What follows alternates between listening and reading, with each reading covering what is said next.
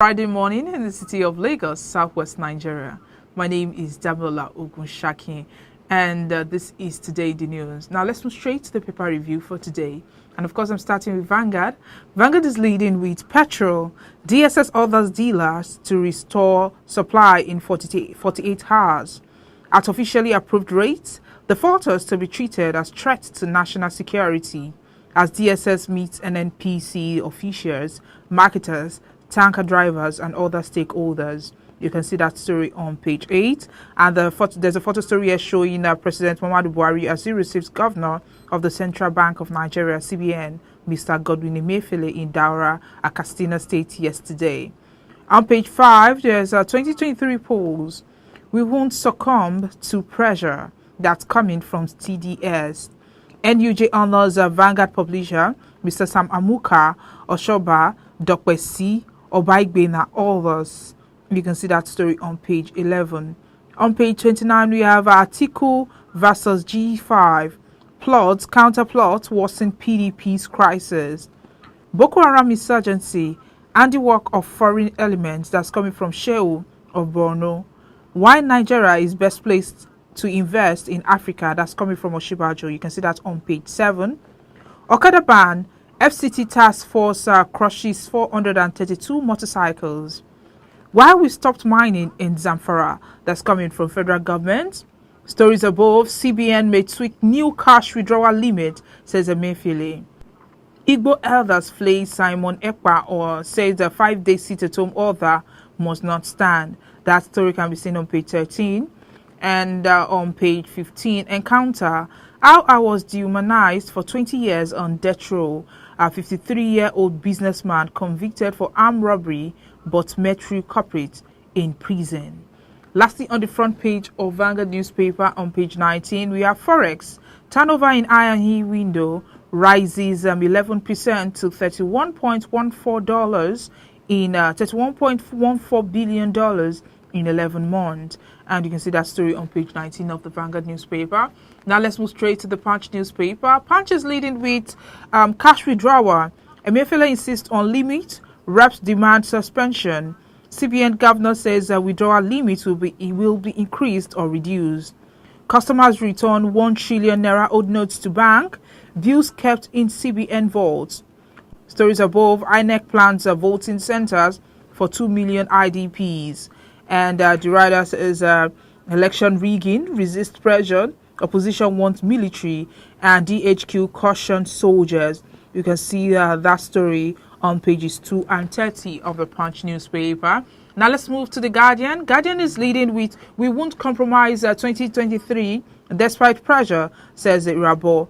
Stakeholders want synergy among INEC and NCC for free election. 2023 polls significant to African stability, West African leader says. Despite reps' intervention, Emefiele says no going back on cashless policy withdrawal limit. You can see that story on page 6.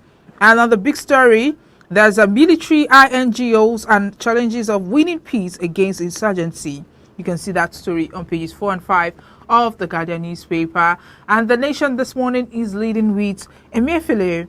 Review of cash withdrawal policy likely. 1 trillion naira mopped up. Reps invite CBN governor. Want plans suspended. You can see that story on page 3. NEDC kicks off building of 12.5 billion naira abandoned 54-kilometer road. You can see that story on page 4. And the stories above, gunmen steal 4 babies in raid of hospital. No place is safe. Lastly, on the front page of The Nation newspaper, a petrol crisis must end tomorrow, says DSS. NNPCL, 1.9 billion liters available. You can see that story on page 3 of The Nation newspaper. And that's all we have on the front pages of the dailies this morning. Join us after the break for the analysis.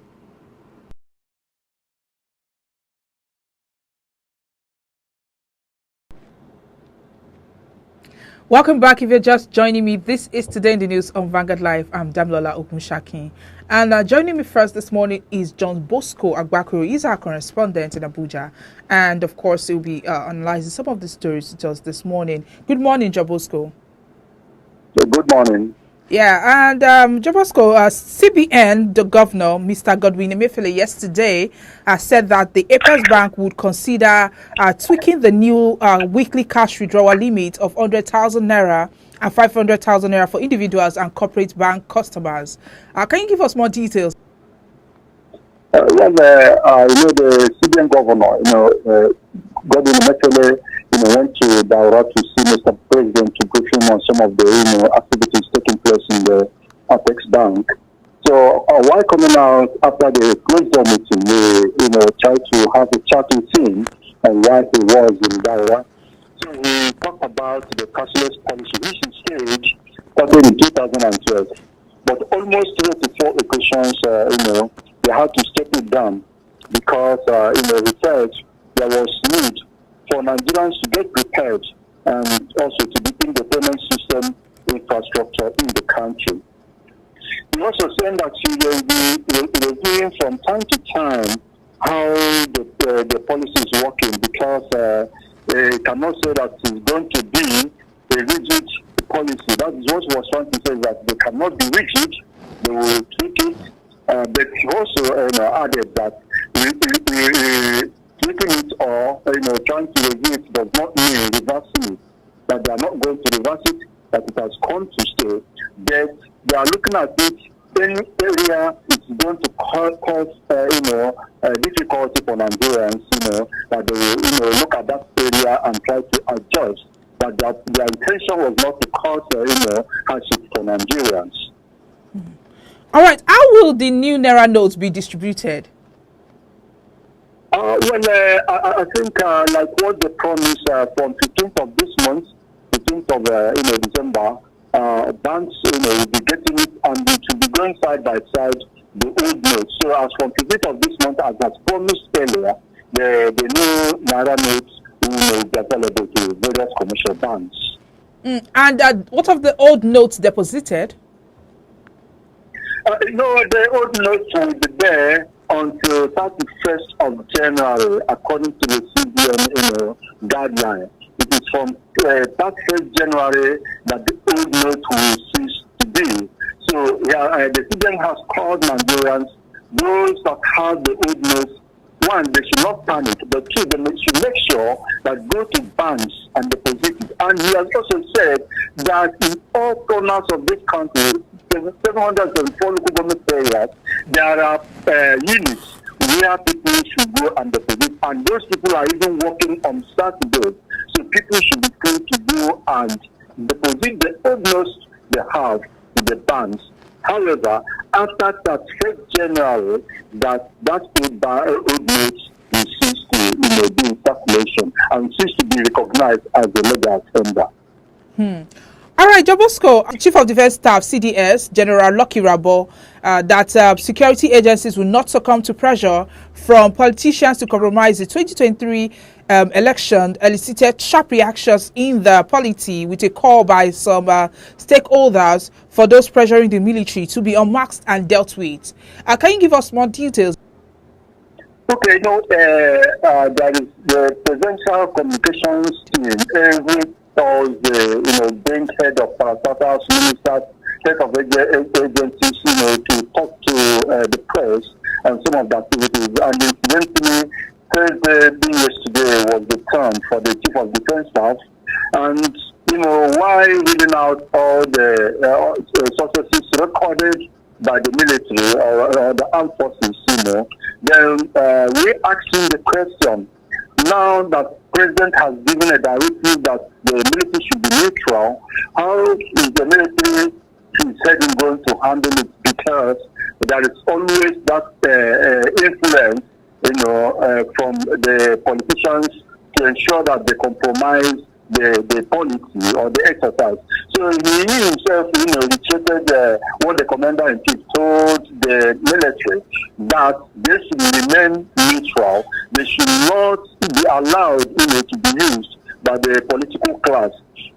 Now, the person that asked the question, expressed worry because it has been a recurring, decimal that every time there is election, that one story or the other, the influence of security, the influence of military in the exercise. So the Chief of Defense Staff, General Lokirabo, said that Nigerians should not worry. Instead, they should have confidence in the military that the Commander-in-Chief has given directives and they are going to carry it to the latter. And he also said that they have embarked on training, training officers and men, on how to, handle the situation. Yes, he said that always there must be, pressure from all quarters wanting to engage security forces, not just the military, but security forces in general, but that they are prepared to ensure that they don't compromise, the election. That the directive given to them by the Commander-in-Chief, Mr. President Muhammad Buhari, they will carry it out to the latter. He also said that the criminal enterprise is always out, to ensure that they compromise, the exercise of the system. But that those people who do that, they don't have confidence in themselves. I mean, the politicians or the political class that try to influence them, pressurize them to compromise the system. Those people don't have, confidence in themselves. But what makes the difference is that the army will be professional in the approach in dealing with the electoral issues, and that the military intends doing that and has been, going about sensitizing officers and men, and all different commands, they are battle ready to ensure that the word of every attempt by the political class to induce or compromise the military. What of the fact that CDS denied that soldiers are targeting some people in part of the country, particularly in the southeast? Yes, there are worrisome developments that the military most times look at the southeast as a conquered zone. So the Chief of Defense Staff was saying, no, there's nothing like that. No particular zone is being targeted. That in all the military formations, you have people from different areas, different ethnic groups who are officers and men of the military, that they cannot be there and see their people being humiliated or being targeted or being treated in a shabby way. So he was trying to debunk the insinuation that the military perpetrate inhumanity in the southeast zone. Thank you very much, John Bosco, for joining us this morning. And joining me right now is Sonny Daniel. Hello, Sonny Daniel. Hello. Yeah. Okay, so there are reports that DSS yesterday gave all the stakeholders in the fuel supply chain 48 hours deadline to restore normal supply of petroleum products at officially approved rates across the country. Can you tell us more? Well, as you know, the situation in the country is very dire, and it has almost become a national security issue, which prompted the Department of State Services to step in.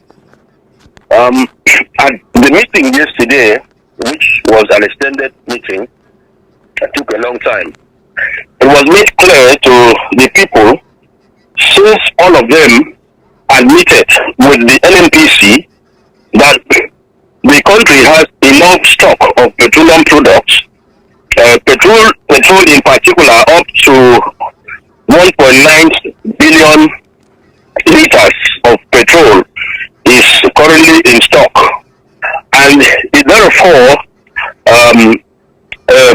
became imperative for the DSS to find out why there is an unceasing long queues across the country. And for this reason, it became clear that there were some bottlenecks. It's likely because marketers do not want to take fuel supplied by the NNPC and the cost. There's a seeming disagreement between dealers and the NNPC. And for this reason, the DSS is looking at this as a threat to national security, and it wants them to put an end to the lingering fuel scarcity across the country, so that people do not latch on it and threaten the peace and security of this country.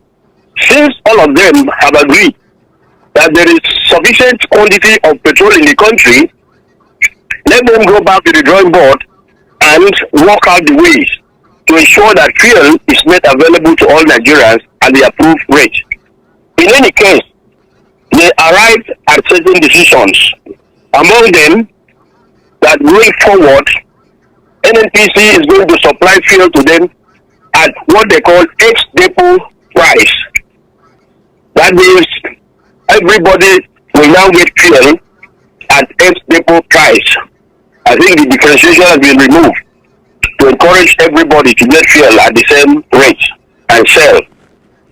And secondly, all depots, whether they are independent or major, will open 24 hours to make fuel available.